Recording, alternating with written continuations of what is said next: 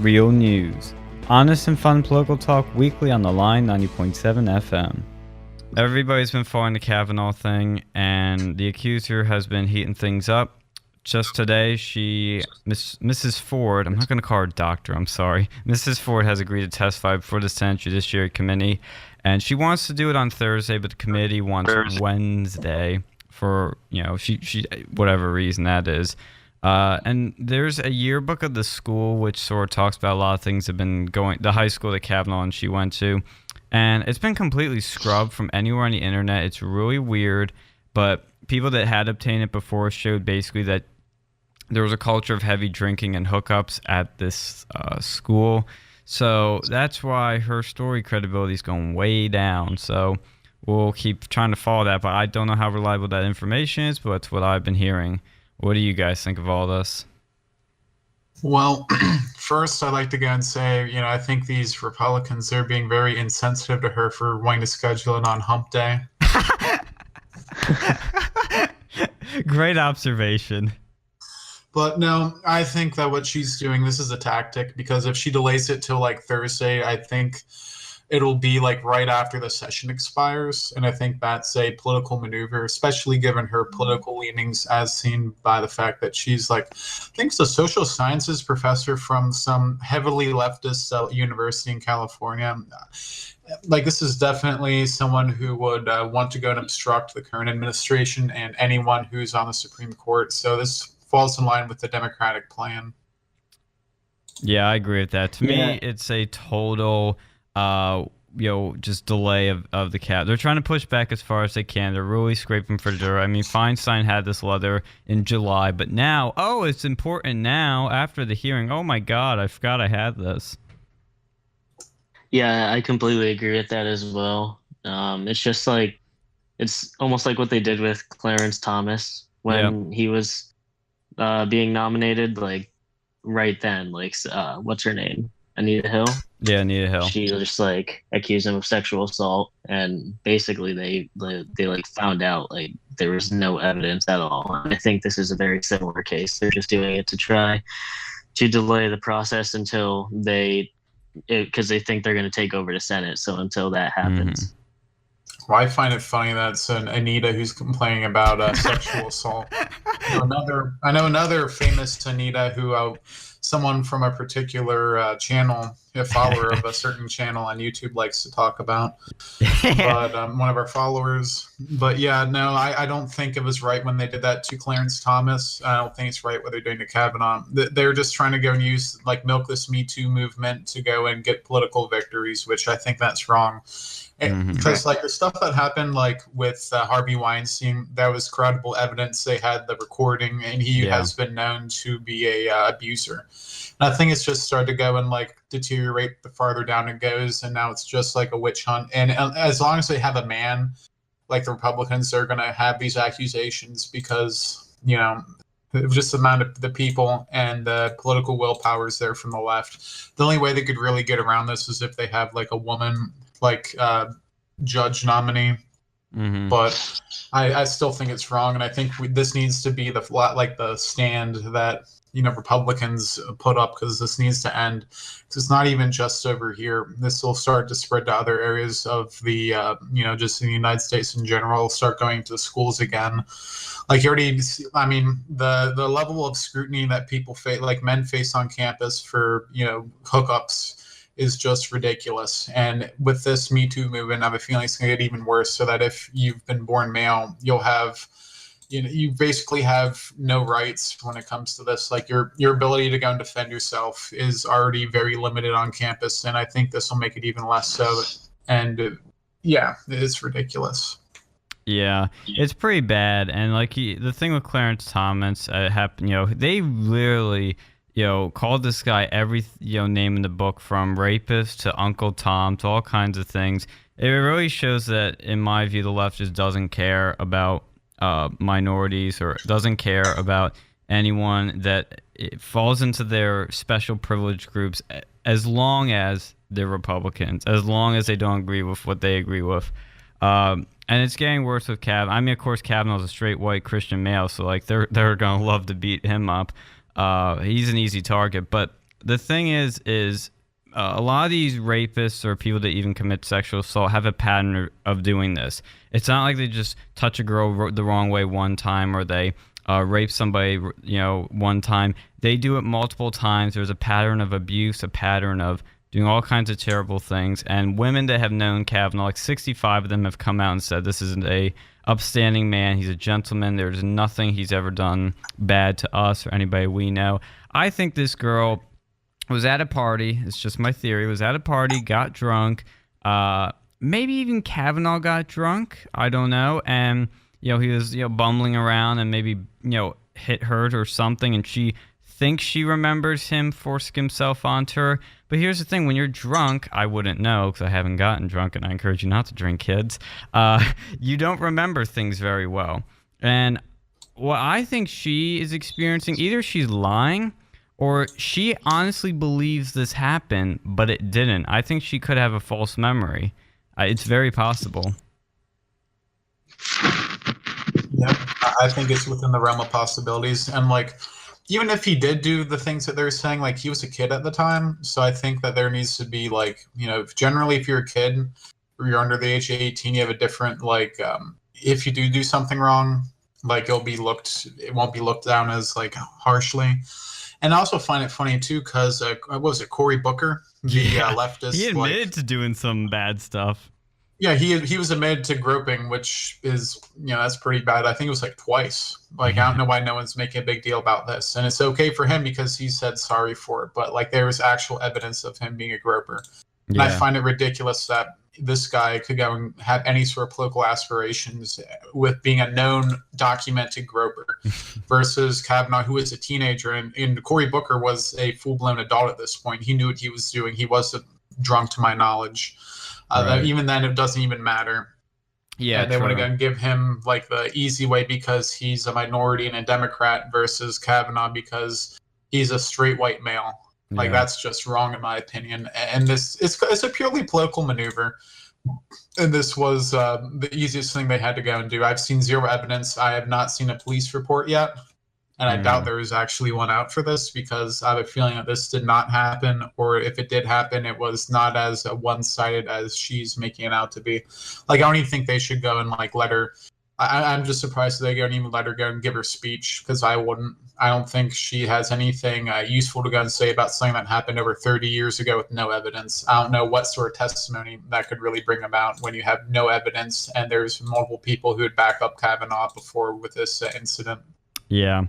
Last thing I'll say is that I was at a little round table here at school here, and it was apparently supposed to be about immigration, but we started talking. When I walked in, the girl that was running the thing was talking about Kavanaugh, and she's like, I think the FBI, I want the FBI to do an investigation because they'll find the truth, and once that happens, they'll be settled. I'm like, do you realize they're not going to find anything from a cold case from the 80s that most people can't even recall anything that happened that were there. You're not going to find anything. You're not going to find any evidence. And she went on to say, well, if there's going to be a consensus of people that said it did happen, and then we'll know, or that it didn't happen, and we'll know. And I thought, well, we already do not have a consensus. We already have people saying it didn't happen. We already have people say it did happen. So an investigation isn't going to prove anything, and it's not really the FBI's job to be investigating this. I just found it rather silly. But what do you? I'll leave the final word to you guys, and then we'll move on to Mr. Alex's topic. Yeah, I just think this is completely political maneuver, and it's going to end up dragging this guy through the mud. And there's a good chance he might not get nominated over this sort of event. And I hope think he will. That he actually goes and takes her to court for character defamation, because this isn't right to happen to anybody. To have them have their name completely tarnished, thrown about with little to no evidence. This isn't what the United States was founded on. We have court systems that can deal with this, and this has not gone to court to my knowledge. This is a completely baseless accusation to my knowledge, since I wasn't there. And if this was a big deal, she should have brought up when he was becoming I think he was a district judge, and he worked for a bunch of other offices. Yeah. It's just really convenient that it would happen now, and especially get released right before he's getting confirmed. Yeah. For this, so it's obviously political maneuver. Yeah. Yeah, he had a big position before, right? Wasn't he appointed by Bush to the Court of Appeals or something? He was Justice Kennedy's clerk. Yeah, he had lots of big times when she could have like done it. She only cares now because like the left is in hysteria over Supreme Court and everything Hmm. because they think they're just losing seats like in the Supreme Court, and they are, but Yeah. that's why she's doing it. Yeah, they're in a complete panic, so they're looking for anything and everything they can do. I find it rather Yeah. hilarious because I don't think. Look, you look at Kavanaugh. He feeds the poor. He goes to church every Sunday. He's the coach of his. I don't know. Churches, they don't have very good history with sexual assault. Yeah, Well, it depends if he's that would have Catholic happened to or him. Protestant. I think he is Catholic, so there's a little bit of a tradition with that. Yeah, but he wouldn't be I don't going know, after. man, yeah. He wouldn't be going after girls though. Nah. That's No, true. no, there's some priests who did go after girls. I saw this Really? like one article about this like priest who had like basically a nun harem. He was like banging all these nuns in like I think it was in like Mexico. It was really messed up, and yeah. But either way, I don't think he did it. To be honest, And you my guys, final thoughts on Yeah. it. and you guys wonder why I'm an atheist. Anyway, Mr. Alex, what is your topic of discussion? All right, so I was actually I was on Facebook and I saw this group that I have. I know some friends who are in it. Was Triggered Millennials, and they actually posted a topic. They were talking about this. Let me go and bring it up real quick. It was by Joshua Prince, who's also known as the gun lawyer on the Pennsylvania Firearm Owners Association. And there's two bills that are going through the Pennsylvania House right now, and it was House Bill 2060 and House Bill 2027. And basically, this. And speaking of, it's kind of funny that this comes right after the Kavanaugh things, about accusations.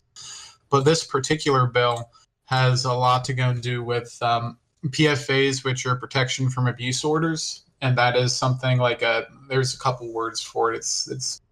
But basically you can go and get this on someone. The way you can get a PFA against you, it's not as hard as getting an actual court order. It's something that people use, and there's no real means to get it's easy to go and set up and hard to get rid of.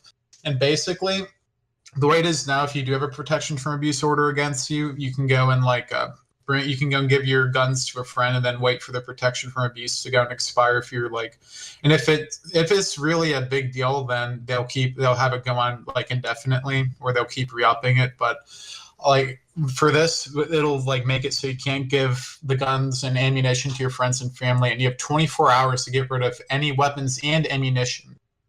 So if you have one spare 9mm round in your house that you didn't get when you had a PFA issued against you, you'll be sent to jail for up to 6 months. It eliminates your ability to go to court and use the third-party process to surrender your firearms to a friend or family. And then this is really ridiculous. It forces you to pay a storage fee for each gun kept at a dealer or commercial armory for up to 5 years. What? And that could be really expensive.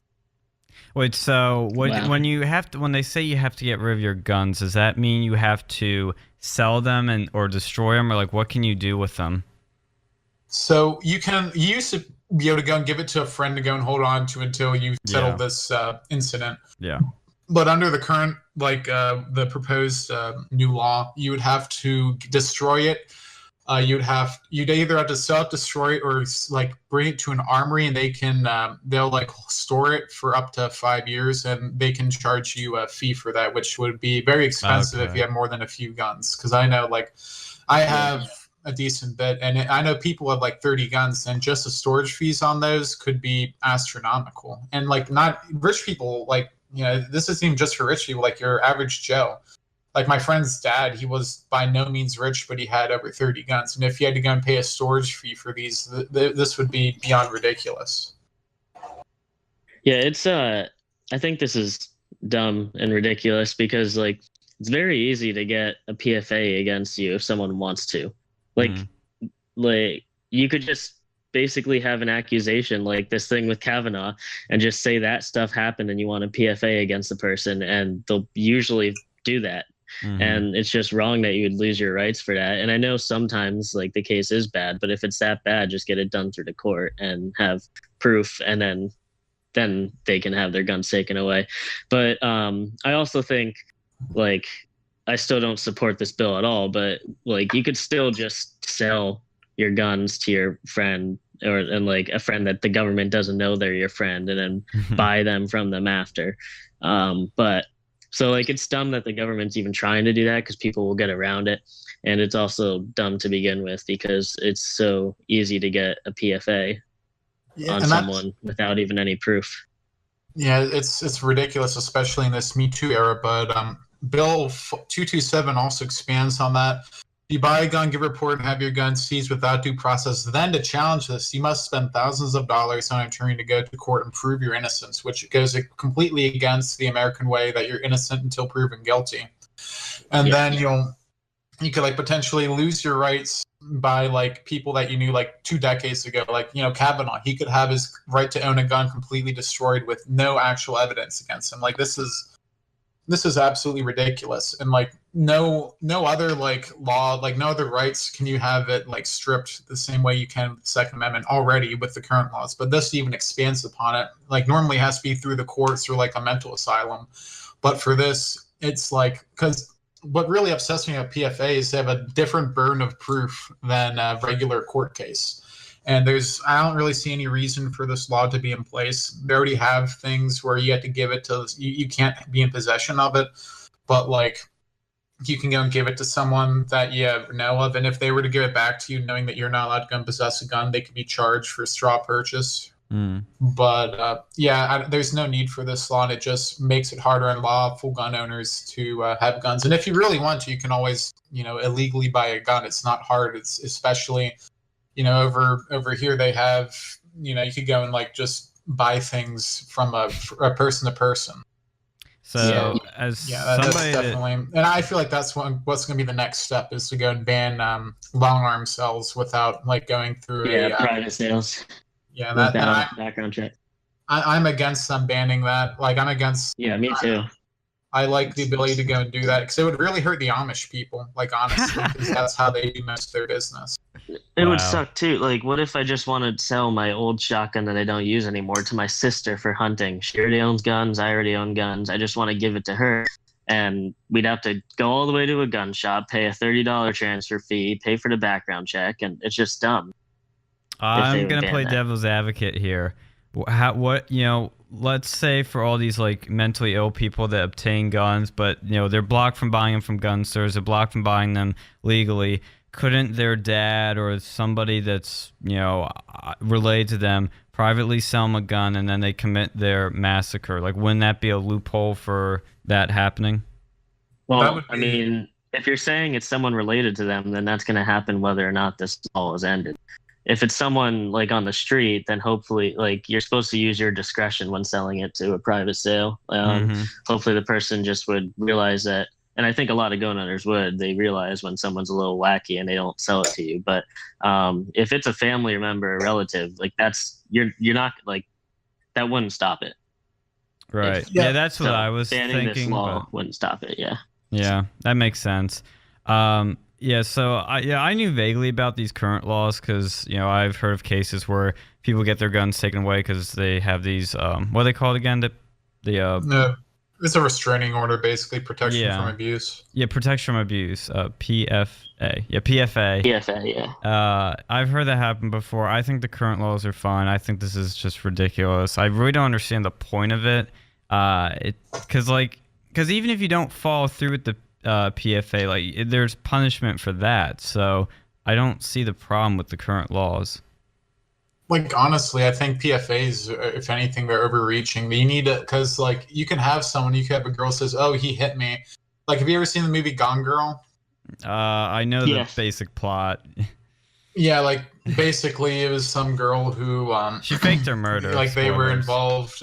Like I think the guy wanted to go and like divorce his wife or something, and then she like went missing and like basically tried to frame him for like murdering her. Yeah, or like she faked it. Her. And like it's really not hard for like someone to go and put up a false accusation these days, especially with the Me Too movement. And I don't think they should be able to do that without like affirmative evidence that like beyond a reasonable doubt that you're like a dangerous person. Because like it's already, there's a lot of people go through the cracks, and then like not even just that, but like the 302 process, I think that needs to be revamped, because like you can get 302 because like you're at a hospital and they want you to stay an extra day to go and get more insurance money. and then they just say, oh, we're going to 302 you and voluntarily commit you to a regular hospital, not even a mental hospital. And I think that needs to be fixed. Like, we need to go and remove some of these laws, not add more to go and make it complicated. Because if you try to go and buy a gun, you have to fill out 1 billion pieces of paper. Mm-hmm. Honestly, every time.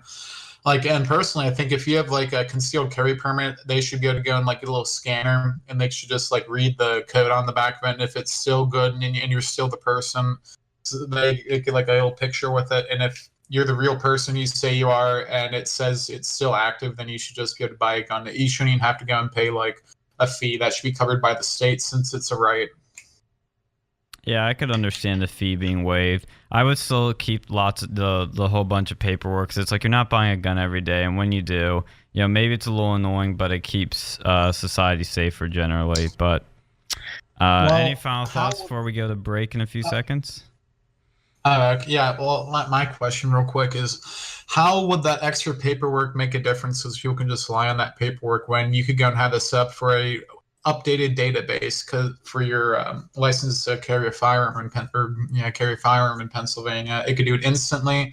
It could do it cheaper. It would save people money. It would save the state money, and it would be a lot more up to date than the current method. Wait, what do you propose? Do you mean you scan a code and it would check in a database to see your criminal records? I'm a little confused on what you're proposing.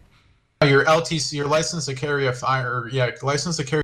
You have to get one of those if you want to carry one. And as an option, I think they should just let you scan that card, and it goes through faster. Yeah.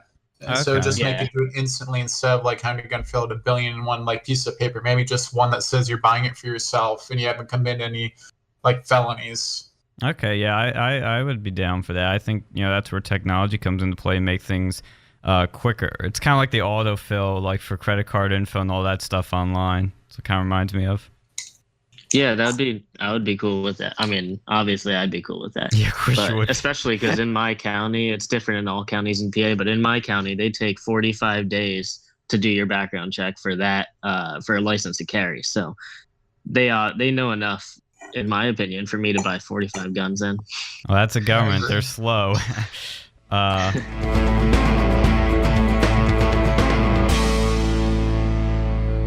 Mikey and I had the privilege and the esteemed opportunity to go to this Next Gen meeting, because we saw these little cards that were handed out to people that said "Fight Trump," gave a room, a date, and a time, and Next Gen. So we're like, okay, let's just go and see what they have to say, because it's a publicly advertised event in a public room on campus.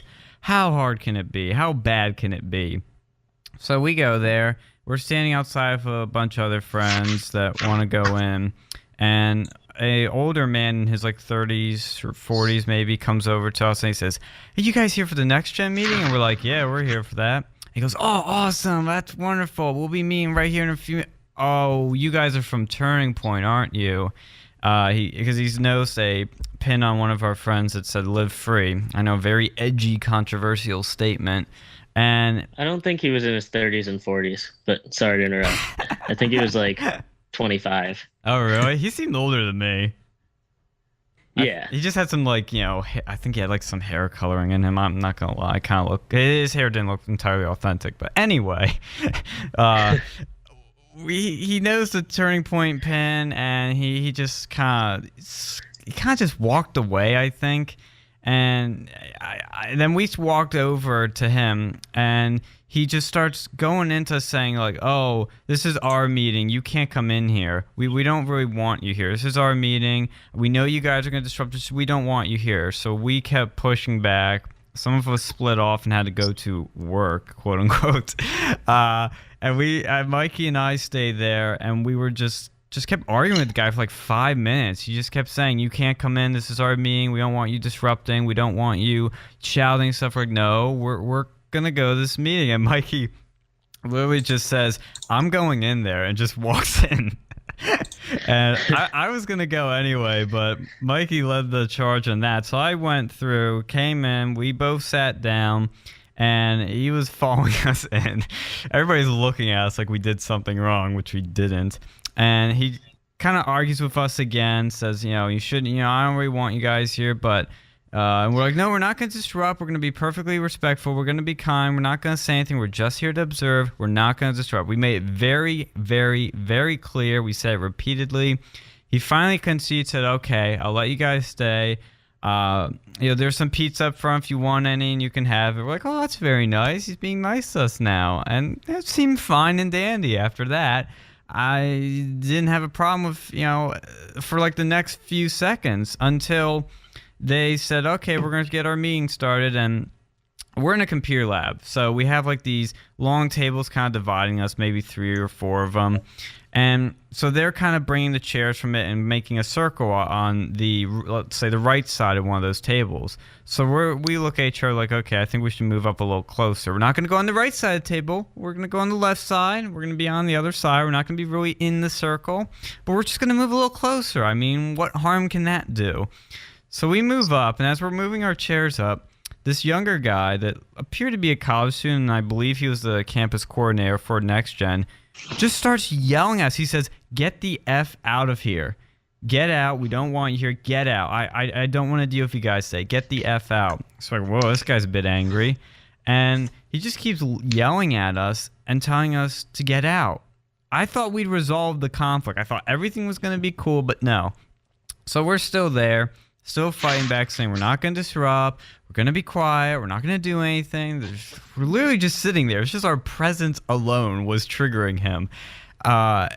We weren't even doing anything wrong. And then the older guy starts saying the same things again. Oh, you got to get out of here. I don't want you guys disrupting. It's, well, you just changed your ways again. And the younger guy eventually sort of compromises to, okay, you can stay, but you have to move back over there. And we're like, no, why are we going to move over there? Mikey literally just said, I'm staying here. And I thought, yeah, we have to. I mean, I don't see the point. And I literally told him, I said, what difference at this point does it make moving 2 feet over or staying right here? It's literally 2 feet. It doesn't make any difference. And he eventually yelled at us some more, and then they started the meeting. And we just sat there, didn't do a thing, didn't disrupt, didn't say anything offensive, didn't say a word. We didn't even blink out of order. Everything was perfectly fine. All we did was breathe the air. Don't forget what they labeled us as right before they started the meeting. Oh, yes. Thank you. And right as that meeting was starting, the older guy, because everybody's kind of looking at us and wondering what we are, he goes, these are the local Nazis. And we both at the same time literally went, whoa! Dude, you don't know anything about us. Turning Point literally is against the alt-right, against Nazis. They're pro-freedom, unlike Nazis. And he's just yelling at us the entire time. I'm like, what's this guy doing? He totally flipped on a dime to, I'll let you into, you guys are local Nazis. We didn't look like Nazis, didn't act like Nazis. And if they knew a thing or two about us, like quarter Asian Mikey here, they would know that Nazis hate us and would literally we'd be the first in the chambers. But no, we're local Nazis apparently. But anyway, I got calmed down. The meeting started. Everything was cool. We didn't say a word, like I said, but at the end of the meeting, we thought, okay, we're going to go up and thank them because, they let us stay. Let's show some respect. Let's show some kindness like we already have. And 2 guys came up to us before that and said, I don't think you guys are Nazis. This whole thing's ridiculous, and you guys seem decent. And we had a nice conversation with nice people. So we go up at the end there, and I think I'll let you tell this part because you had some great personal experience with this. Yeah. Do I sound good? Yeah, you're fine. Is you actually sound better. Okay? Yeah. All right. So yeah, we went up to thank them, and I went to shake their hand, and the younger guy again just shouts, "Get the F out!"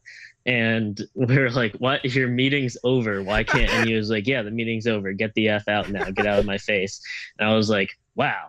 And he was like, he then said, "You're lucky I'm not working right now."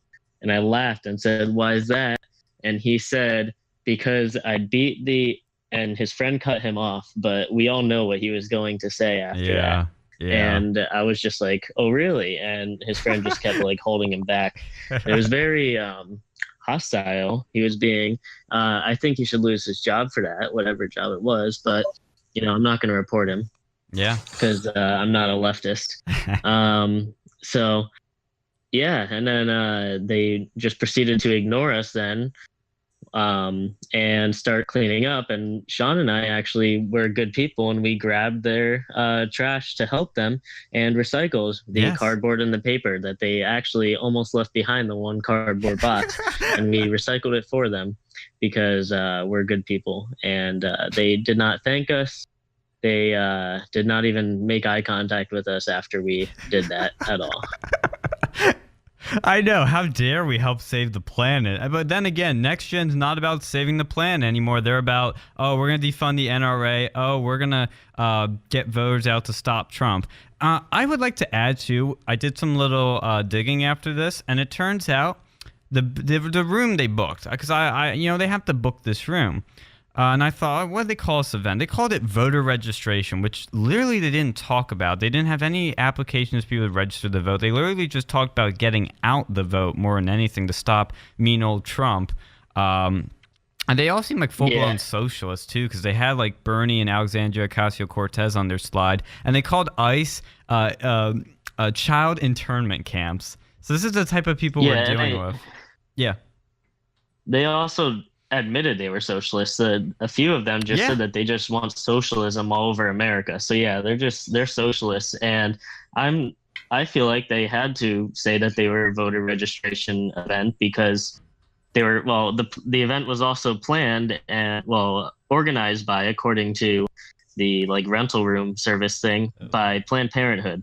So they had to use an organization that wasn't even them, and they had to say the event was completely not what it was. I think they're probably just not an official organization at the school and weren't supposed to do that. So that therefore they did stuff to get around it. I went to other events a couple years ago, and this was actually a little bit less cucky than that was with the C, by the way, FCC, than what they were last year or a couple years ago during the 2016 elections, because we showed up over there and they refused to have their meeting, and they went off to another room to have their meeting, and they took away all the free stuff they're going to give out. But I think what you need to go and do, you need to show this to campus for talk to them, because this was absolutely crazy what they've done, and they've actually violated university policy by having another organization sign up for them and for registering as a voter registration room, which I'm pretty sure could get them into some trouble. And given the way they treat you guys, I think they deserve to get into some trouble for that.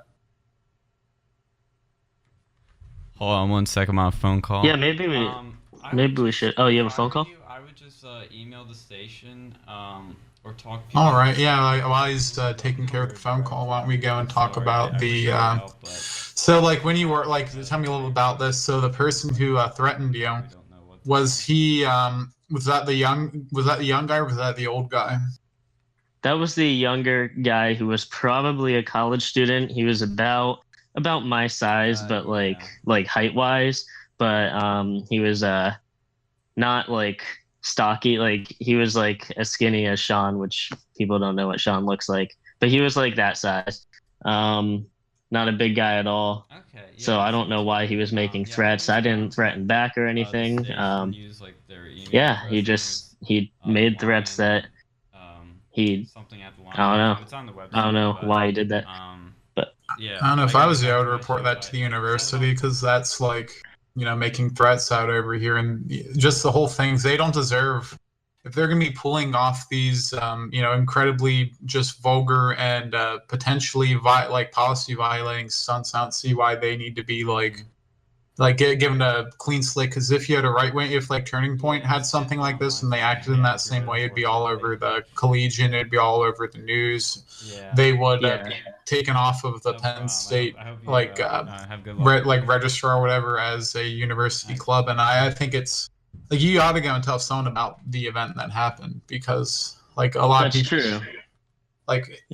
That's a very scary sort of thing that happened, and they want to go and talk about there's a divide on campus. Well, you can see which clubs are and organizations are causing to the divide, and they like to go and blame on the Republican clubs, but I haven't seen a single, at least when I was there, I don't know if things have changed, but the clubs on the right were probably the most welcoming ones that I've seen. And of all the like left wing clubs, most of them, like the college Democrats, are fine.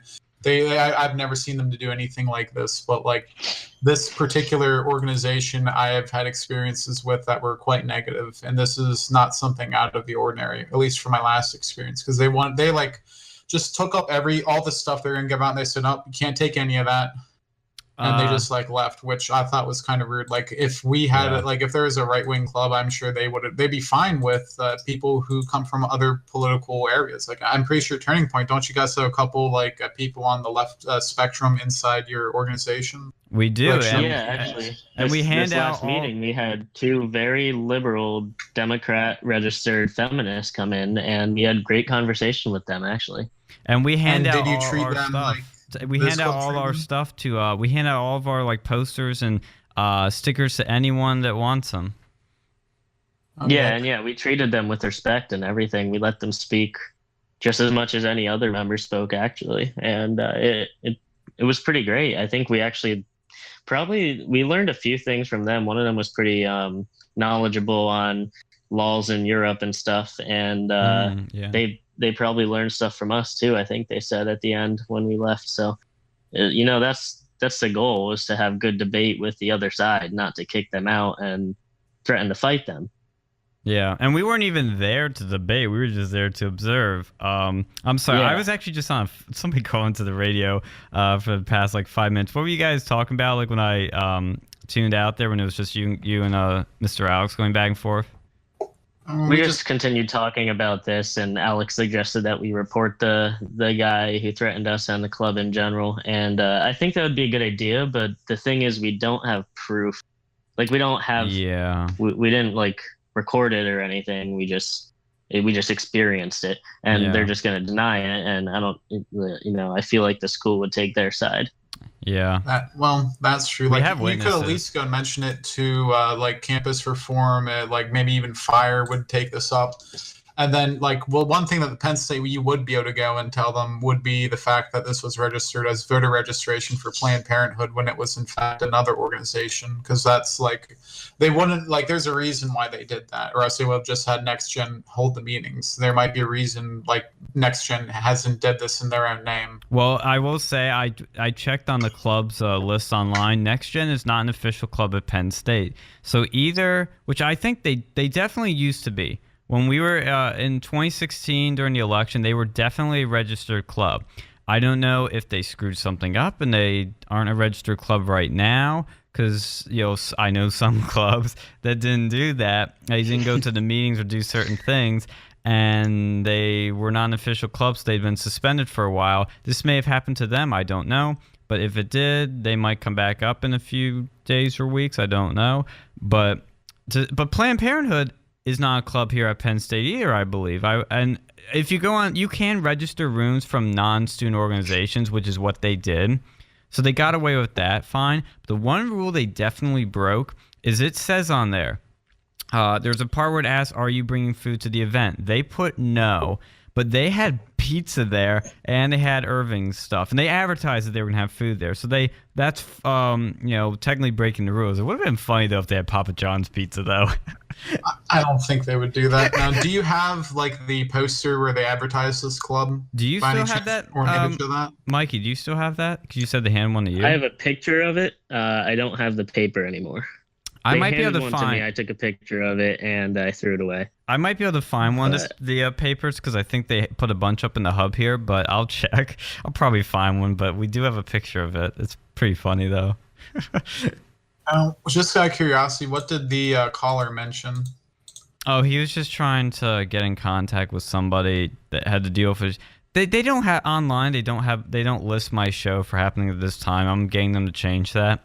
So he thought that this was that show, and he was calling in to talk to the DJ, but obviously he isn't here. But yeah, that was a thing. So I only missed a little bit of what you guys were talking about, but he sounded like he had some interesting plans. But yeah, that Next Gen thing was very, I've been into with a lot of crazy experience with leftists, especially during the election when somebody threatened to shoot me. A leftist of all people. Yeah, I know. I know. Yeah. Oh, it's ban guns. Hey, I'm gonna shoot you, buddy. No. Well, see, here's the thing. No wonder they want to ban guns, because leftists with guns, they tend to go and shoot people. Like, just look at like the people who are like mass shooters. Like a surprising amount of them have relations to left wing, either their parents or whatnot. No wonder they hate guns, because leftists with guns just generally, they have negative outcomes. Yeah. Maybe they should just not buy guns if you're a leftist. How about that? There's a good proposition. But yeah, like nothing's gonna top that for me. But this one's pretty up there. I've never been told that you cannot come into this room because we don't like you. I've never been told that.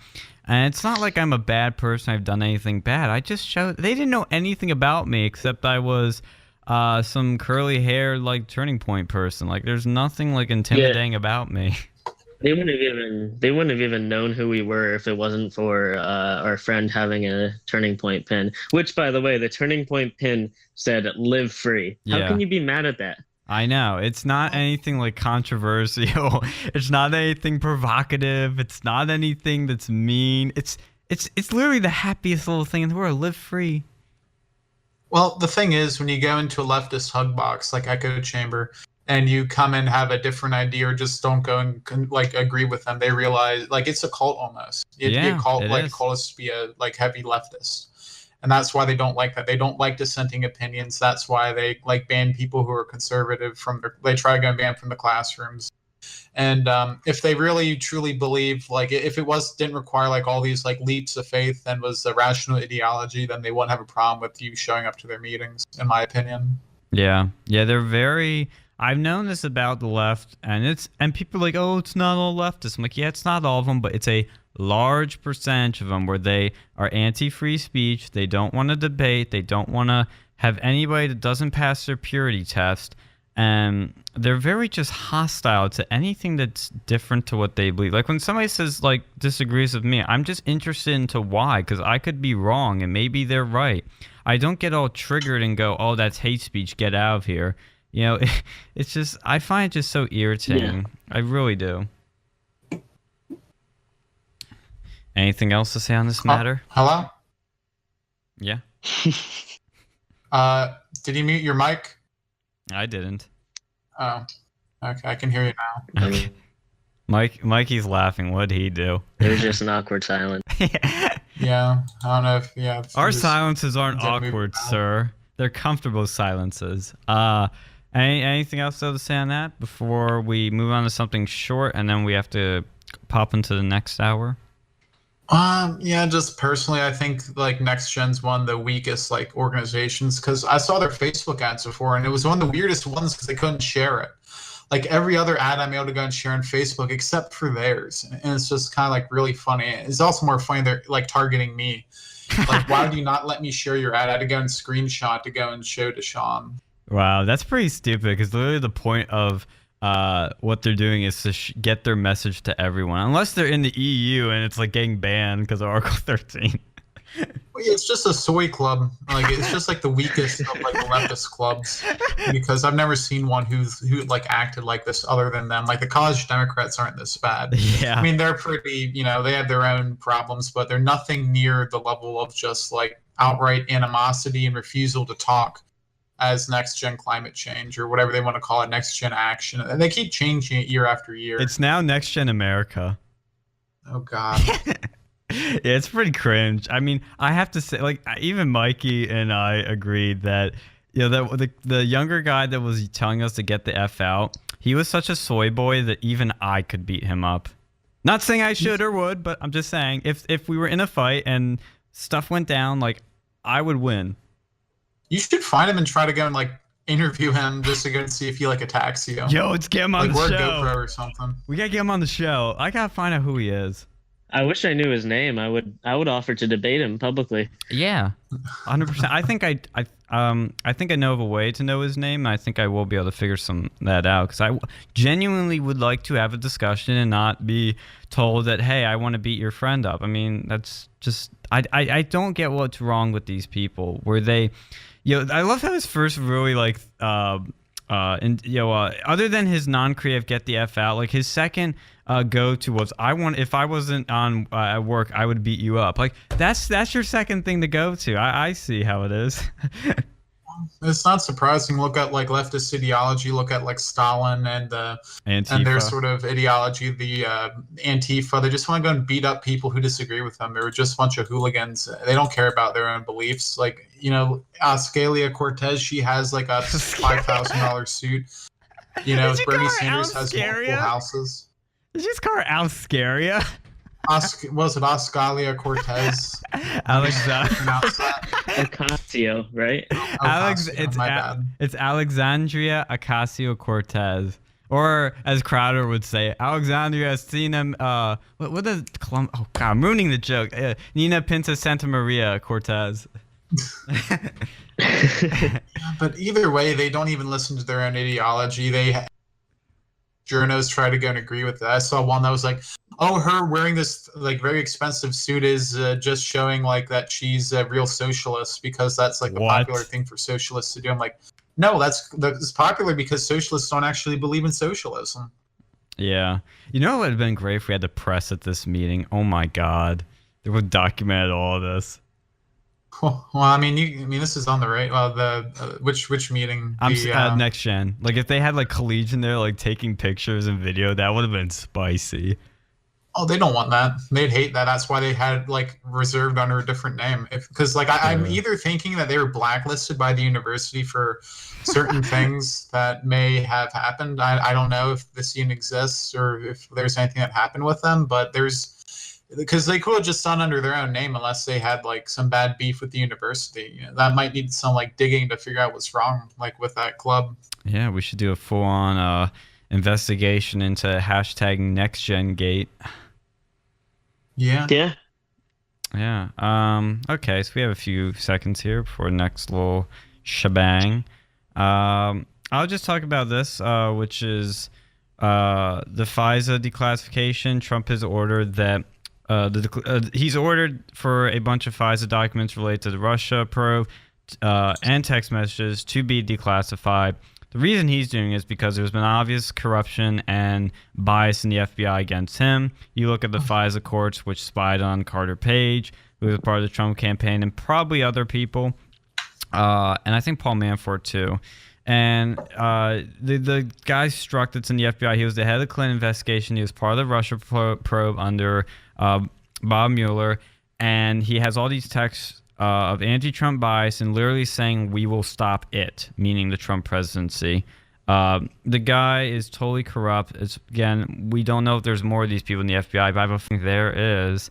And Trump just wants more of these documents declassified, I think, to show the people what's happening, which is a rigged witch hunt against him to try to take down a president. I really think that's what it is. I literally think the fake dossier that got this FISA warrant to spy on his campaign, I think that was a CIA operation. I know it sounds crazy, but I think the CIA was involved. We already know the British were involved, a bunch of other people, but I think it was CIA. I wouldn't be surprised. Like, there's just an amount of like deep state agents within there. It's entirely possible. And like, they mentioned that, there might be, you mentioned that there might be because they're like cockroaches. When you see one crawling through the house, that means there's probably like 100 within the walls. Yes. You have anything on this, Mikey? Yeah. Do you have anything to say about this? A lot of it like cut out for me, so I don't really know what you guys said. So I'm just okay. Like basically what you did say, though, I agreed with. So I'll just say I agree with what you guys said and let that one go. Sounds good. You always have to only speak for 5 seconds. Oh, we have the little sound of the where is it's the little. Oh yeah. Yeah, here it is. I got a little sound doohickey. Well, I won't stop. Stop! Stop clapping! Okay, it stopped. Please clap. Okay, Jeb. Oh, I've got the... Oh, yes. Well, that's a very offensive one. I'm surprised they allowed that. I'm actually very offended. Yeah, are you triggered, bro? It triggered me. Are you a triggered millennial? Yes, I am. No, by the way, I mean, I have no idea anything about that group, but I heard it's really great. Oh, you shilling They for seem them? like they're a pretty cool group. Yeah, I. It's not like I've talked to those people or know them or have friends there, but yeah, they seem pretty cool. I hear they have some viral video on Facebook we actually talked about a while ago of when their president was kicked out of a March for Our Lives event. That was pretty funny.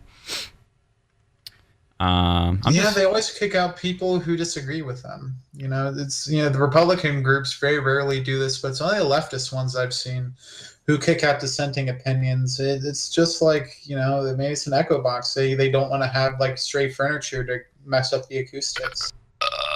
Yeah, it's pretty funny when you go in there and these kids they say are like they want these kids to be able to vote earlier and everything, and you go in and they told the president of Trigger Millennials, didn't tell us, I don't know who us is, they told him that he couldn't ask any hard questions because they're just kids, was the quote. Oh my God, they're just kids, but we're bussing them around the whole country to advocate for gun control, but they're just kids. Wow, that triggers you me. want them to be able to vote, but you don't want them to be able to be asked hard questions. Yeah. That doesn't sound right to me. And then they want to go make it say to be 25 to own a gun, but like 16 to vote. How does that make any sense? Yeah, totally. Yep. I If have to- anything, it should be 18 to own all guns and 25 to vote. If anything, make the voting age higher. Yeah, I agree with that. I think it does need to be higher because people don't pay attention to like anything. Like I honestly, like 18-year-old me, I just vote Republican anyway. But like a lot of 18-year-olds, they just see, ooh, who's gonna offer free college? Who's gonna like make like baby me until I'm in like my mid-20s? I only disagree with that because then I wouldn't have been able to vote for Daddy the first time around. But yeah, same.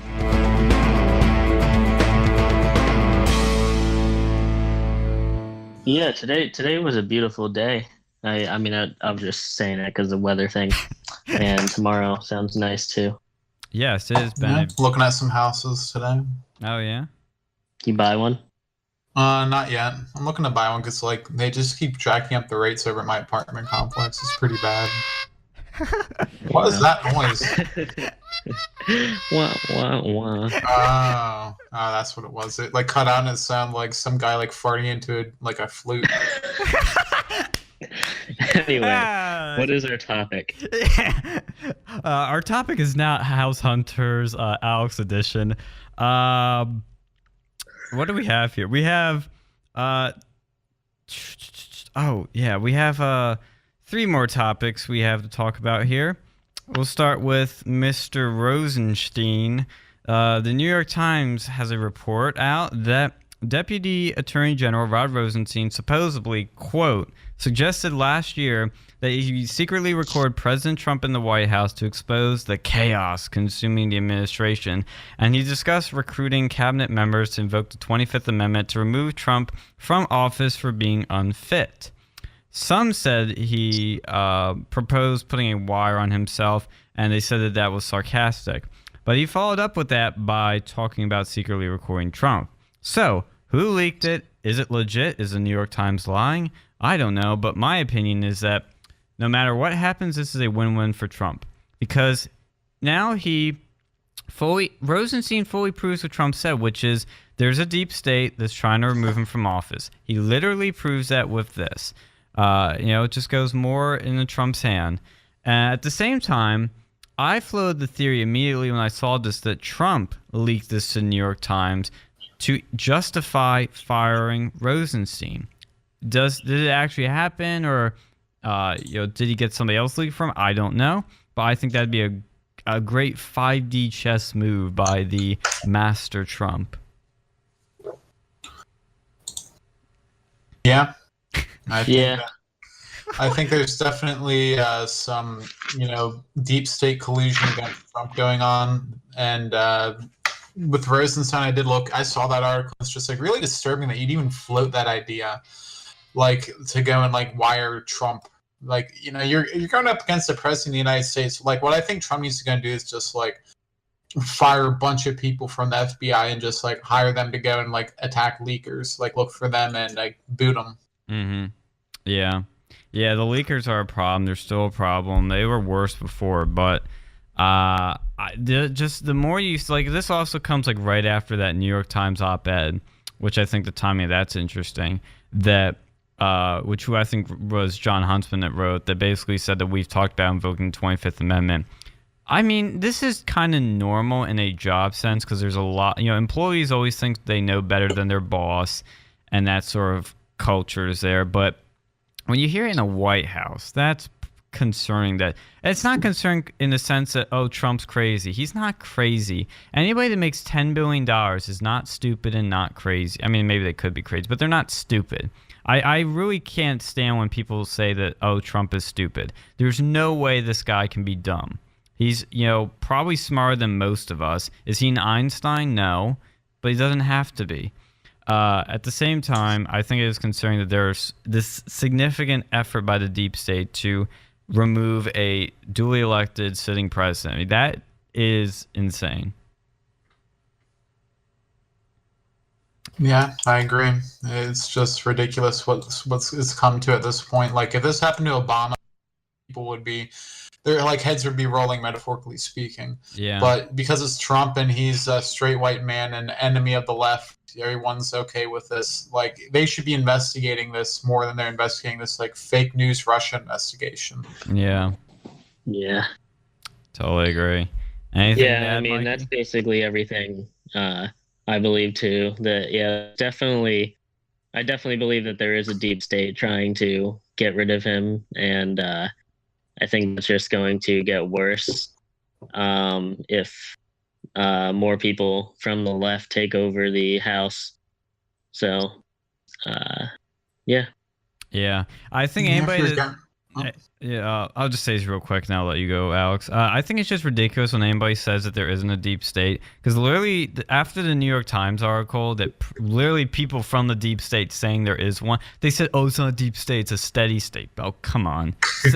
Stop being morally condescending with this. It's 100% real. It's been around since probably the creation of the CIA, I'd say. I mean, there's always been this effort to, overthrow a president with people that disagree with him. I mean, this isn't like a big secret. This is something that has been happening for years. It's just under Trump, he's triggered a lot of actors to come out of the woodworks because he's trying to dismantle this precious little cabal they've had for so long. He's trying to drain the swamp and get rid of all his corruption, and they don't like it, so they're fighting back. Yeah, like, I think one of the reasons would be that, like, Trump's probably the only one of, like, the Republicans, like, since the creation of, like, what was that grove called? The really weird one that Alex Grove. Jones, like, crashed. Bohemian Grove. What grove? Bohemian Grove. You keep cutting out. Really? Bohemian Grove. Oh, Bohemian Grove. Yeah. I think I don't think Trump went to that, and like every single Republican before him has. He has and I not. could see that as being like partially, cause for this, and the fact that he's like just against the establishment so much, they just want him out. Like, both sides are uniting to go and destroy Trump, which is really just, and in the words of the leftists, this is deplorable. What they're doing, and honestly is like, if I can go in and reappropriate their words against them. Yeah, I'll drop a red pill here on Bohemian Grove. Mr. Alex is right. If you look at pictures from Bohemian Grove, there's one that has Richard Nixon, Jimmy Carter, and I believe Ronald Reagan all in the same picture. Henry Kissinger has been to Bohemian Grove. The Bushes have been to Bohemian Grove. Maybe not Jeb. He's a little... maybe he's not up to that. But Donald Trump has not been to Bohemian Grove at all. He's for real. He's not one of the elite globalists that's trying to control things for their little world. He's honestly for real and for the people. That's why I love him. Because there's not many like that. And he's one of them. Is he flawed? Yes, but so is everyone, especially if you're going to be rich and famous like that. You're going to have some flaws. But he's for real, and the Bohemian Grove stuff really, like, that was a big one for me when I found out about that, because I had no clue about it like a year ago, and it's something else. People, you gotta look that up. Look up Bohemian Grove, look up Bilderberg, look up Masons, and you'll find some other stuff too. But there are a lot of secret gatherings by the elite in not just politics, but in the tech industry and all of these other sort of just elite circles. They come together, and people are like, oh, it's just, they're just partying. They're not doing anything. But come on. I mean, really, Bohemian Grove is just a frat for rich, spoiled big boys. But it's still, it's a time for them to do their, still exercise their sort of college years. But when you have a bunch of rich people and powerful people in the same place, and you don't think they're going to talk about some stuff and like form some plans or make some deals? Like, you don't think that's not going to happen? Yeah, that's how I look at it. No, they're just going to talk about the weather. Oh, yeah, they're going to talk about how nice California is. Like, oh, look at this beautiful sun. Exactly. That's why the conspiracies happen. That's why Alex Jones infiltrated it, which was awesome. But that stuff just fascinates me because it's got that creepy sort of cult underground feel to it. We have some at Penn State. Let's drop some red pills here, too. We have some secret societies at Penn State. There's one, I think Skull and Bones is one of them. And there's another one that I know Joe Paterno was a part of. And they meet in Old Main in a room that is not on the map. That's how secretive they keep it. And there was a story in the Underground. Yeah, I'm going to plug the Underground on Real News. Shocking, right?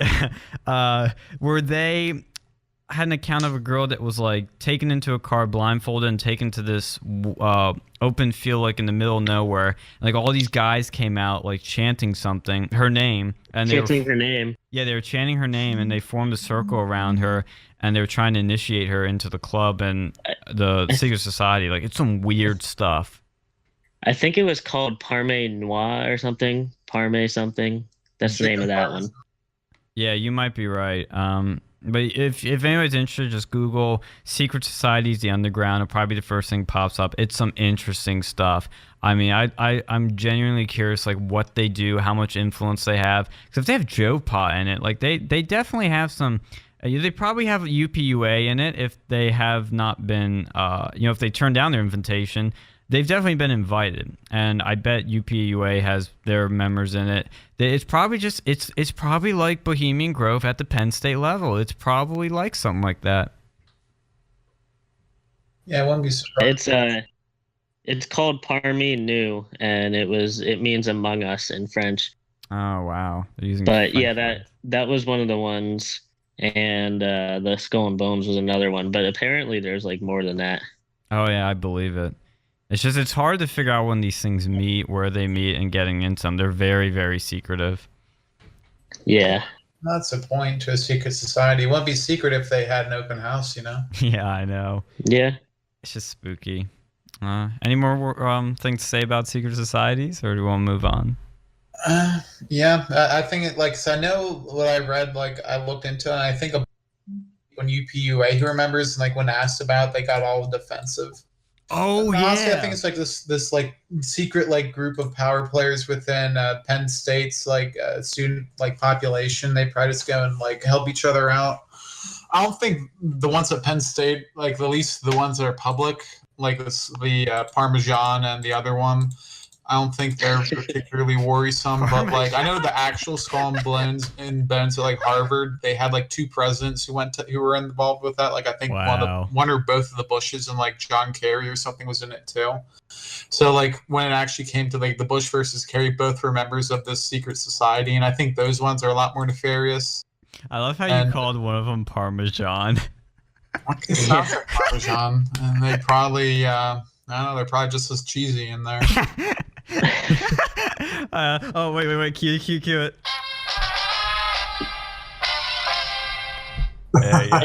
Isn't there a badumts? Because that would have been the correct one. I think there is. We missed the moment. Yeah, we missed it. Yep, forget. Never happened. But yeah, that was the other thing I forgot to mention was when somebody brought up to UPA, they got really triggered and really defensive. I was like, oh, you're showing your power level a bit there, guys. I'm interested in those things. I wanted to do a story on for my journalism class, but it's kind of hard to do in a secret society because it's kind of secret. But anywho, did we talk about Tom? No, we didn't. Tommy Robinson is in the headlines again because he put out a video on his YouTube and Facebook, which I will encourage you to watch, where he talks about that he's going to be going back to jail probably on Thursday. And as in probably, he will be, because there were a bunch of charges added to his retrial after he was thrown in jail a few months ago over the summer for, quote, breaching the peace when he was doing a live stream talking about a Muslim grooming gang that was on trial. And he was thrown in jail for that. It was a kangaroo court. Even the judge said it was. And so they said, okay, we're going to do a retrial in a few months. So fine, yeah, he's free now. But in the retrial, one of the charges they added it because I forget what the charge is called, but basically they're charging him for calling the rape gang Muslims. Literally for stating a public fact is a charge in Britain. And his lawyers told him that if he apologizes, he might and probably will be let off and won't go to jail. But Tommy is saying, nope, I'm not apologizing for stating the facts, for telling the truth. And the judge in the retrial is the same judge that is the prosecutor that put him in jail. So do you think this is going to be a fair trial? No. Yeah, I think you know, the United Kingdom up beyond redemption. They're like a third world country, and I think it's up for the people at this point. They need to go like full 1776 again and just like, you know, revolt. Execute. Have a bunch of guys go up to the trial and just like start like yelling and stuff and getting kicked out. Like maybe something will happen. Execute. I don't know. Order it's not in the United 1776. States. This wouldn't fly over here, and I think that they need to go and like actually act out and like chant and do so, or like have more protests. I don't really know what they can do at this point because they don't have a Second Amendment. Like they're kind of messed up. Yeah, they need to execute Order 1776 real quick, 'cause this is pretty bad. It's a total injustice. Nobody in the mainstream media is talking about it, and when they do, they only talk about it for a few seconds. And Tucker had him on Fox for an interview when he got freed, and it was the worst interview ever. He was only on for like 7 minutes. He didn't let him talk much. He interrupted him. Like, Tucker, like, stop being, you know, a terrible interviewer. Any words from? Yeah, definitely, man. Like between that and the who was Count Dankula? you know, the United Kingdom, they definitely need to go and figure out how to hold fair and free trials. So it's really hard in a country without a constitution. Yeah. Like the United Kingdom has no constitution. They have what they call living constitution, which is basically just precedents, and they have no free speech at the moment. And like, I'm just glad I'm not a UK citizen. Like they're just gone. Oh yeah, I thank I thank everything, like God and the universe, every day that I was born an American. So yeah, I'm proud. Because like we are the freest country on this earth. Mm-hmm. Yeah, I couldn't imagine living anywhere else at this point. Unless, like some other, like Poland, I think is starting to get a little bit better, but they still have a lot of issues. But even then, they don't compare. Yeah, like I always tell people, like I always say America's the best country in the world, and I'm so proud to be in it. And people always go, "Why? You know, we only have problems. I mean, Canada's so much better, aren't they?" I'm like, "No, you guys have Justin. You know, Justin from Canada. America to me is the best country in the world, not only for the prosperity and the culture we have, but really because it's the only country in the world that was founded on the principles that are ingrained in our Constitution of freedom and the pursuit of happiness, really. I mean, those two big, you know, life, they always say life, liberty, and pursuit of happiness, but I guess but it boils down to just freedom in the end, and to have that ingrained in your society and be guaranteed to you is really special. And we are the freest country in the world. I mean, there are some countries that are close, but there's a lot of countries with hate speech laws, a lot of countries with a lot of restrictions on free speech and freedom of the press, but we don't have that here for the, you know, most part. It truly is amazing. I love it. Yeah, and I just wish that I think at some point the United States was freer than it currently is, but like right now it's still pretty good. But I think there's still some work to be done, definitely. Yep-a-roo.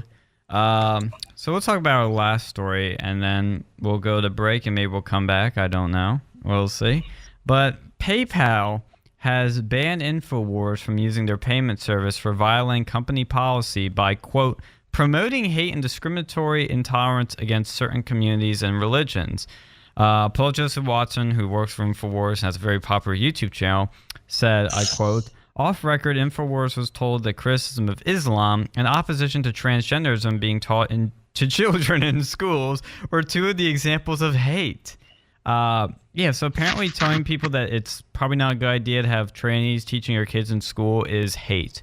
I remember that story. It was when they had like these like trannies dressed up as like these drag queens with these like really like disgusting outfits, like reading stories to kids.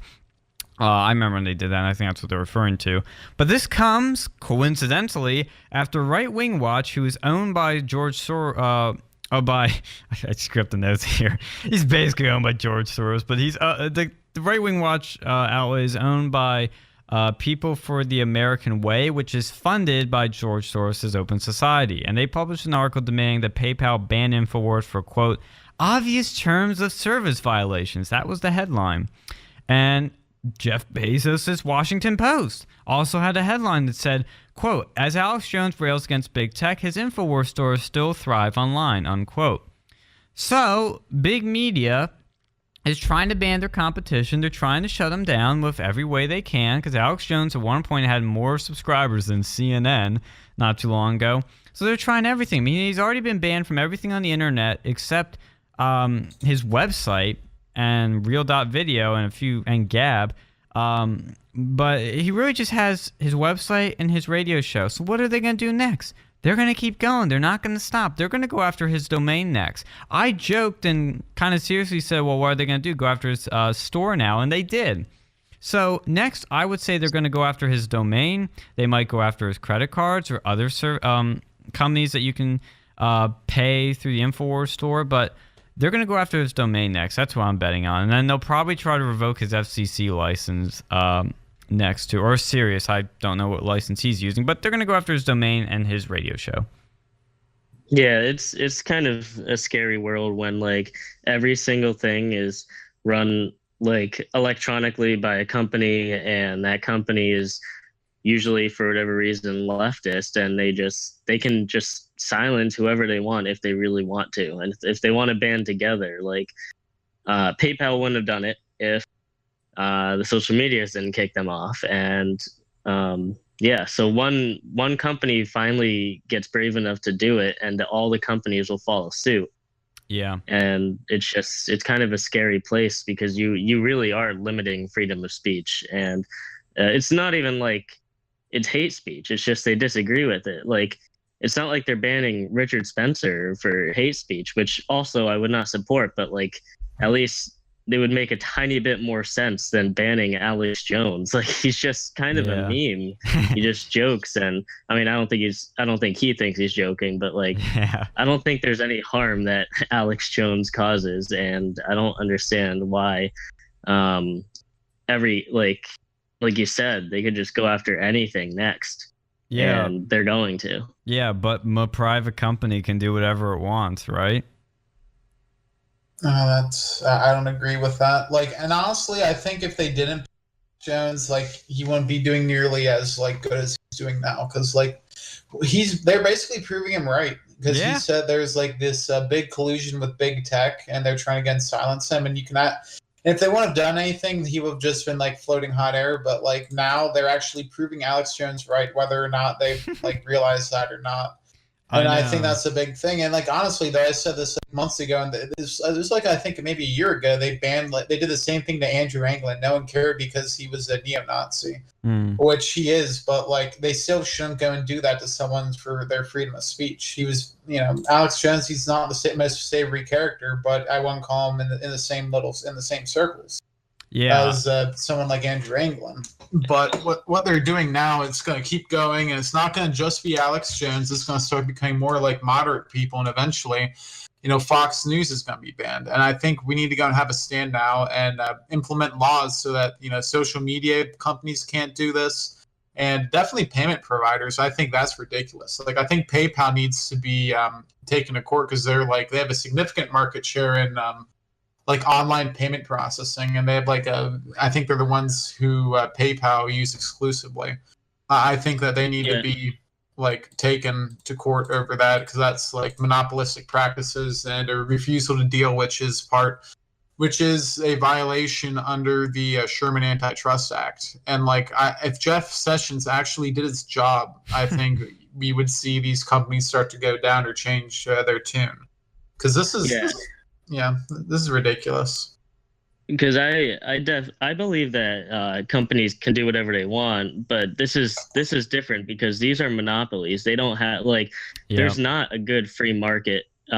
There's not free market capitalism when it comes to new technology like this, because the government puts so many regulations on what you can do that it's hard to have another company start up and be as popular as these. And some have tried, but they fail. So when it comes to monopolies, I really that's where I kind of draw the line, because that's what I'm okay with government preventing. So that's when I'm like, if you're a monopoly and there's no other really good competitor to PayPal and stuff, then the government can tell you, even though you're a private company, since you're a monopoly and you're the only one, then you're basically a public service, because everyone needs you, or a lot of people need you. So therefore, the government can give them a Bill of Rights or something and say that they can't discriminate their customers based on speech or religion or any of that stuff. Yeah, so I totally agree. Yeah, it's a different story. Yeah, like here's my philosophy with that. If the government mess hurts you, like they bring you over, or if the private industry screws you over, then there's it doesn't really matter, does it? Like if you're still getting messed up. Yeah, I know. I'm pretty much in agreement with what Mikey just said, where you gotta because people keep making it's funny is when the left is now making the more private companies argument. Like, you guys don't make that with the Christian Baker, do you? So I see it as, like Mikey said, they're monopolies. You have Facebook, you have Twitter, and that's it. Google Plus is, nobody uses it. It's for poor people. No, I mean, the other alternative maybe is Snapchat, but that doesn't really count. It's kind of different. So it's just Facebook. Honestly, with Snapchat and Google Plus, I'm okay with them doing that because they're not really monopolies. Yeah. Because then you can go to other things. But Facebook, Twitter, and PayPal are definitely monopolies, and they shouldn't be able to do that then because there's no competition. Well, yeah, it's become No, it's fine. It's fine. I like when people interrupt me, except during That's a beta personality trait. I didn't mean it that way. I was gonna make a joke, but you ruined it, because I was gonna say I like when people interrupt me, except when I'm in the bedroom.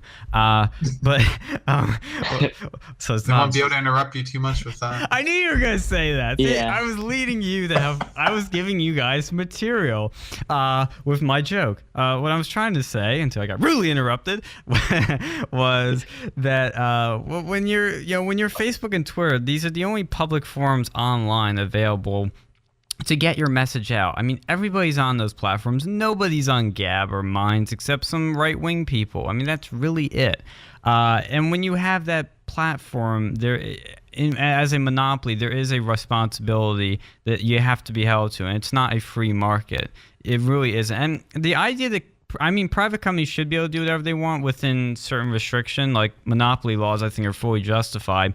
But you got to remember, they really aren't private companies. They really can't do whatever they want, because, what if Facebook just said, we're not going to hire black people? Well, they're not allowed to do that. They have to. If they put discriminatory laws in, they'd be stopped from that. So they really can't do anything they want, as the left tries to now frame it as.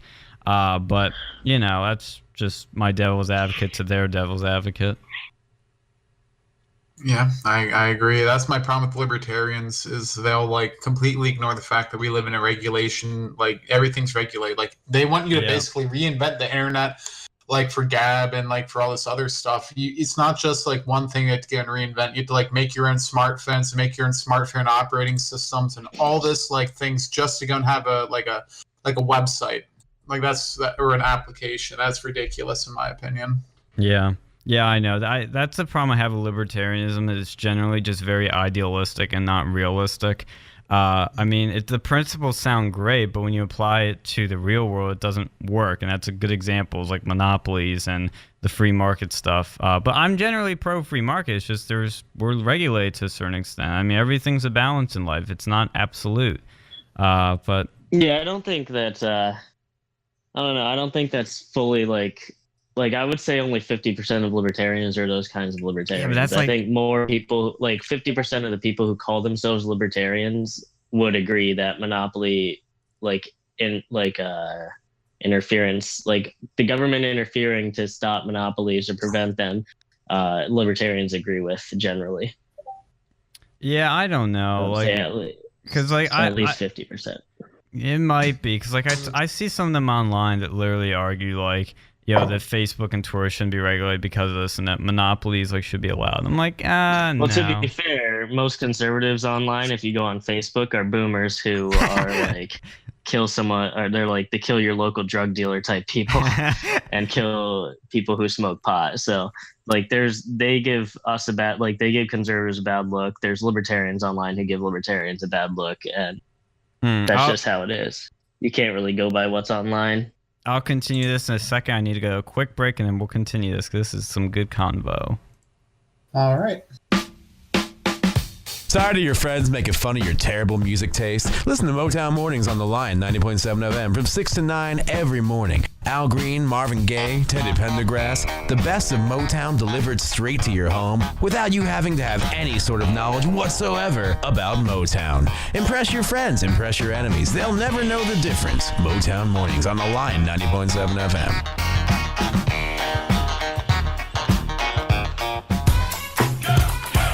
Ever wanted to listen to a show that brought personal issues and topics to the airwaves? But what about live mixes from some of the hottest DJs around? Well, the Daily Special is your secret sauce for spicy beats and juicy conversation. Join me, Special K, late nights from 9 to 10 on the Line 90.7 FM. Do you want to see J. Cole and Young Thug perform live at the Bryce Jordan Center next Friday? The Lion 90.7 has 2 more ticket pairs that we are giving away on the air. Tune in Tuesday and Thursday afternoons at 3 o'clock for details on how to call in and win. Hi, I'm Jeremy Schaap. You may know me from ESPN's Outside the Lines and SportsCenter. What you probably don't know is that I've suffered from Crohn's disease for almost 20 years.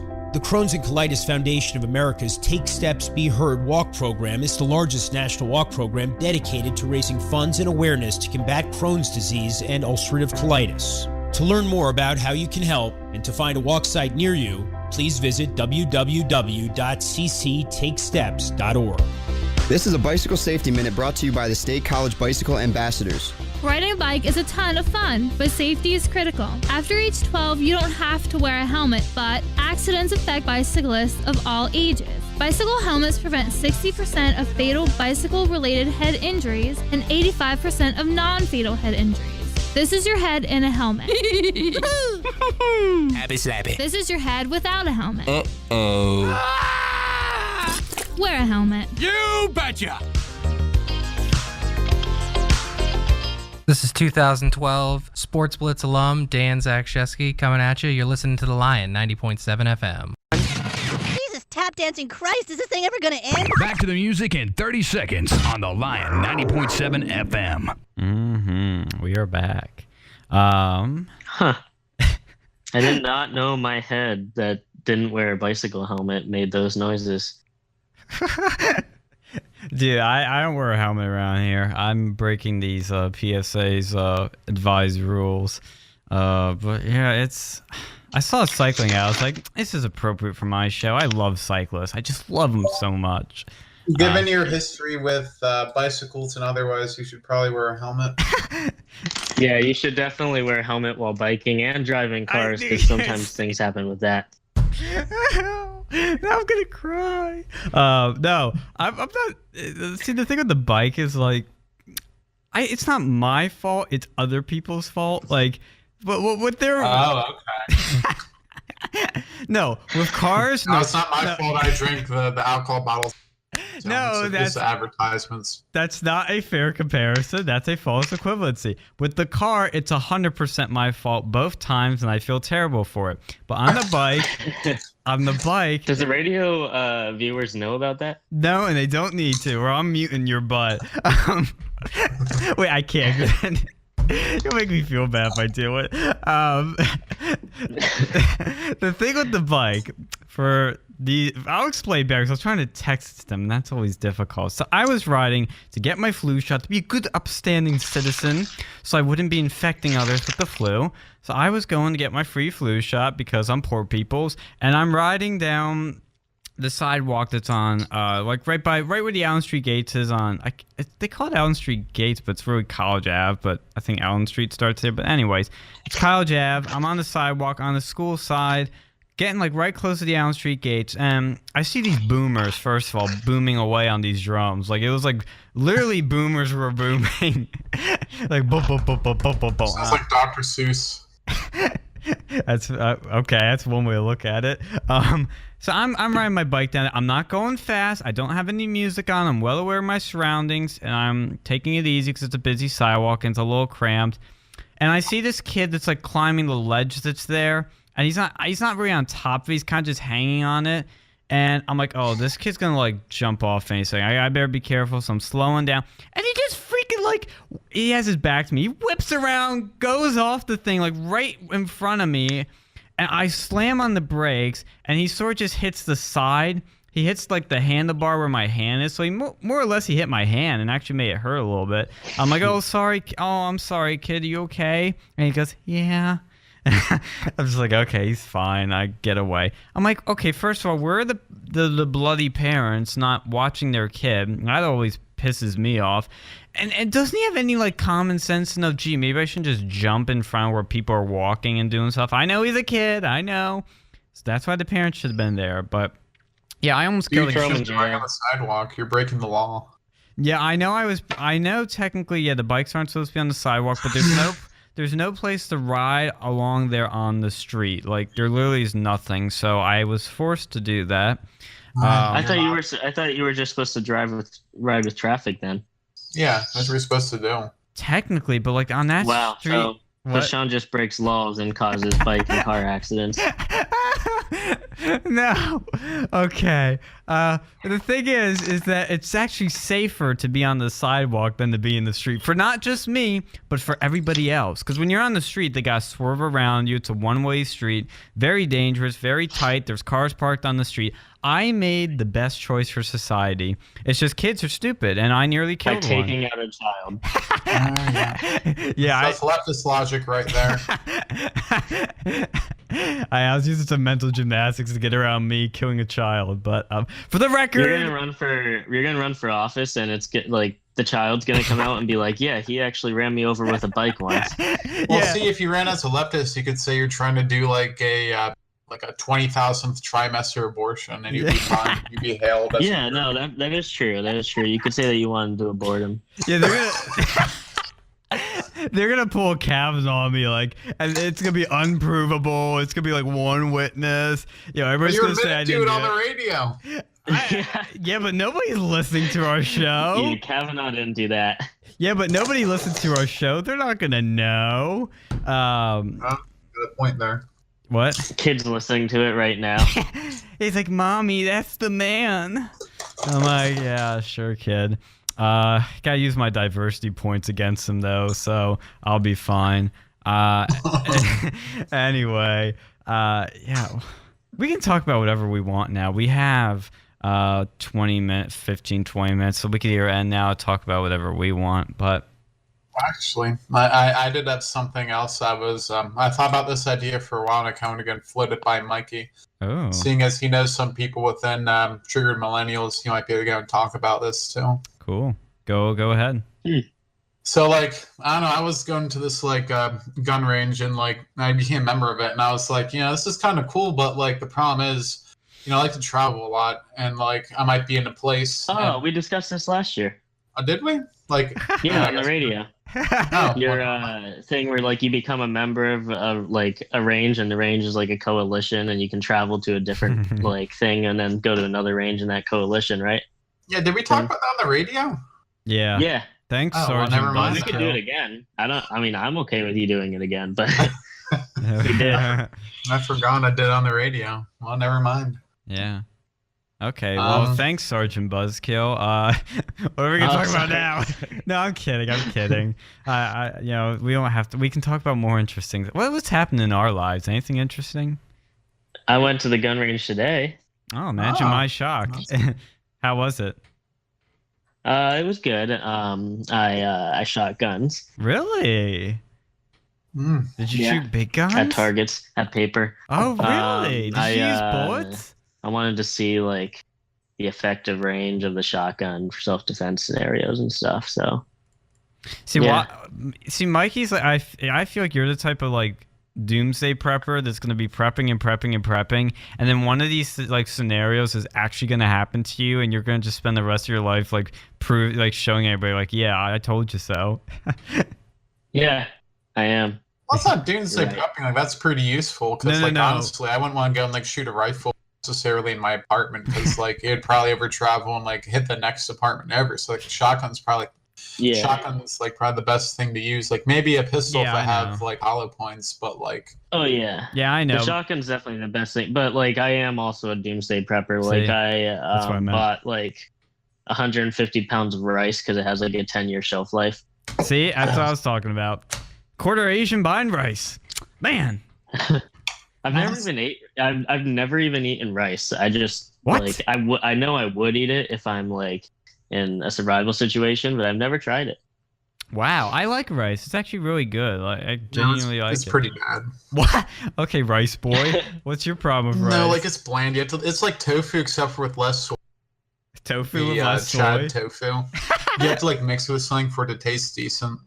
The Chad tofu is rice because it has less soy. Well, yeah, but the problem is like.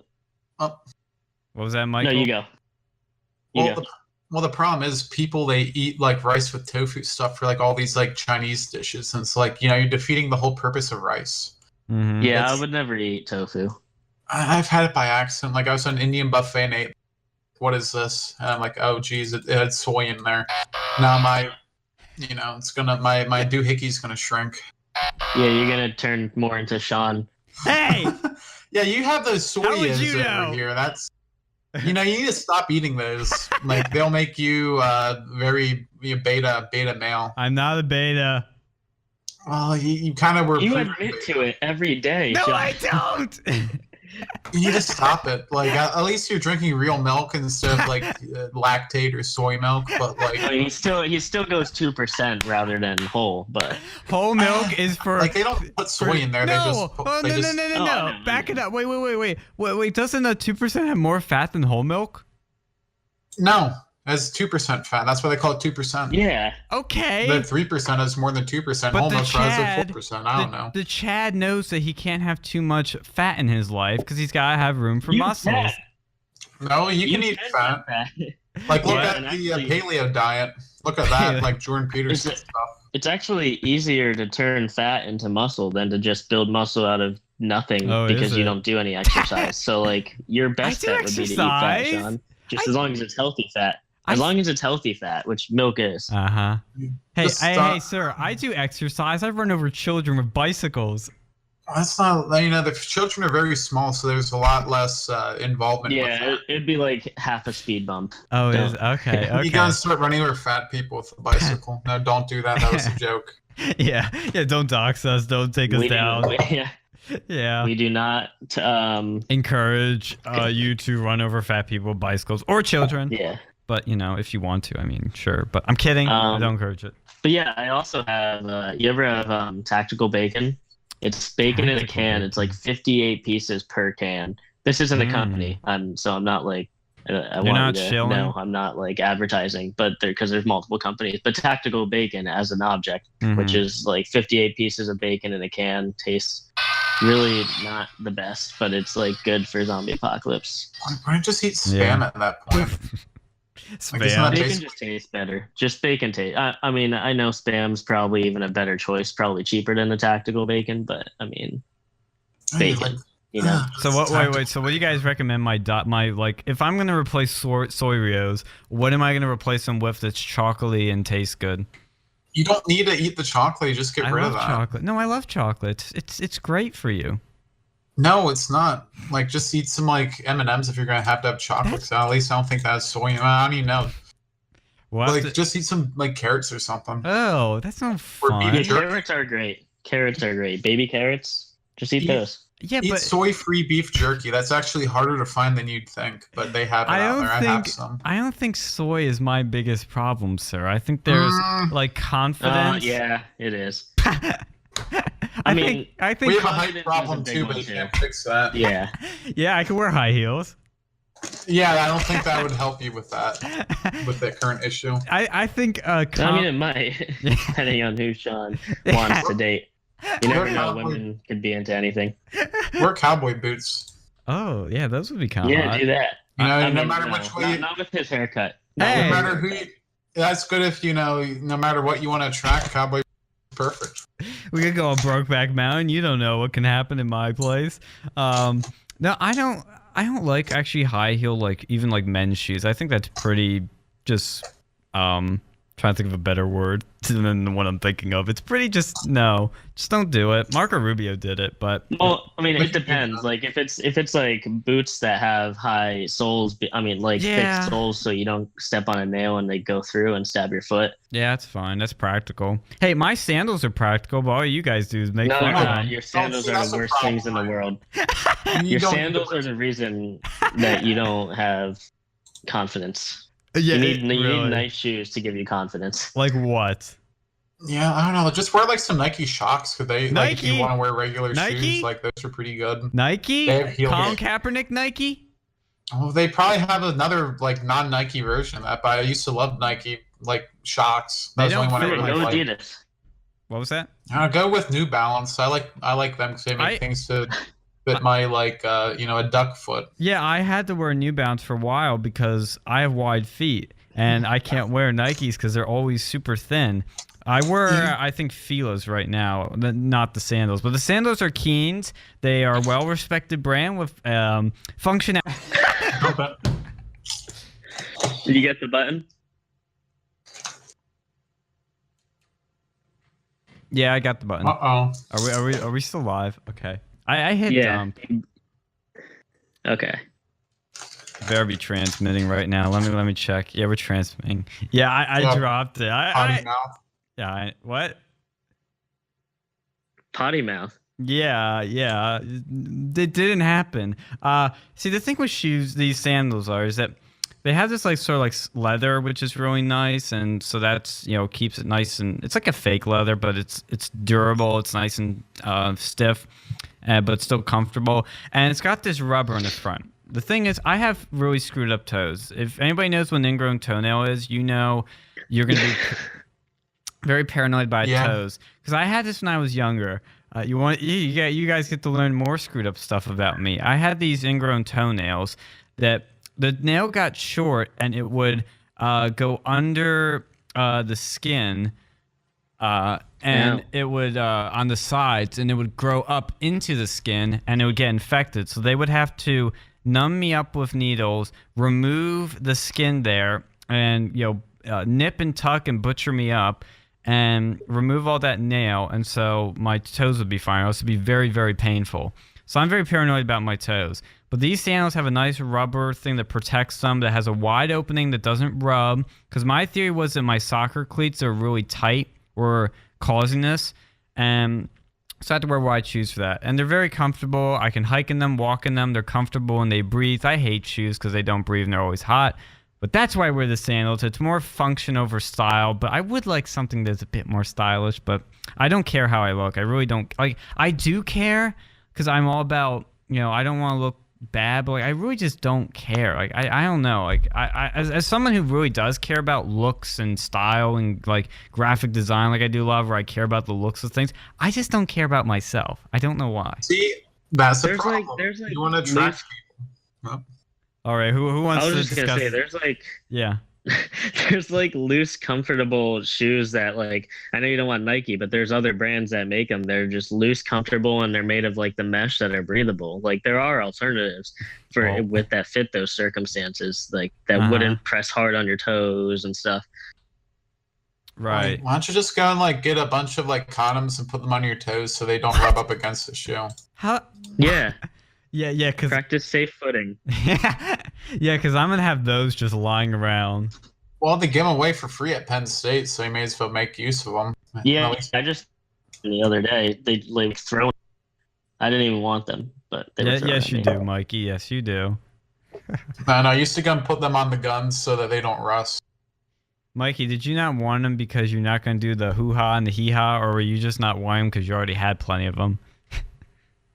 I don't trust the school's condoms. Like they're bad. They're made to make you get abortions. That's why they sell them.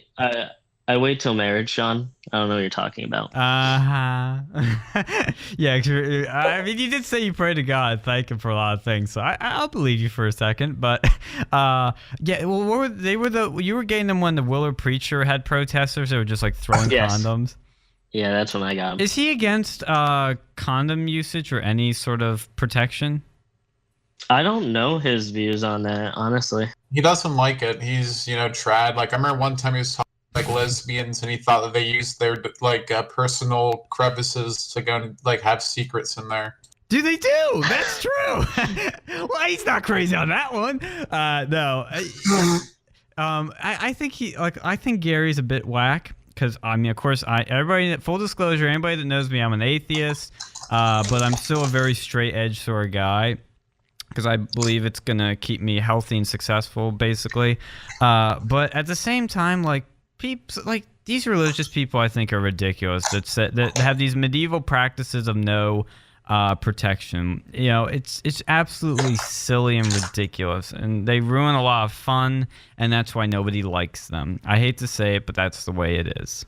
Well, I can understand the point because if you have a bunch of listeners, you're gonna end up like getting diseases. You're gonna end up like wanting more. It's like if you're a kid, if you have like a kid and then you like give them like a bunch of like expensive gifts, and then eventually they'll want more expensive gifts. It's like you give a mouse a cookie, but with genitals. If you give a kid a condom, if you give a mouse a condom, this is what will happen. Then he'll probably bite a hole through it anyways. Yeah, fabulous. Last words from both of you as we close out our first full 2-hour transmission. Anything to add? America, and drink your coffee black and put your tea in the harbor. I hate black stay coffee. Stay away from soy, or else you end up like Sean.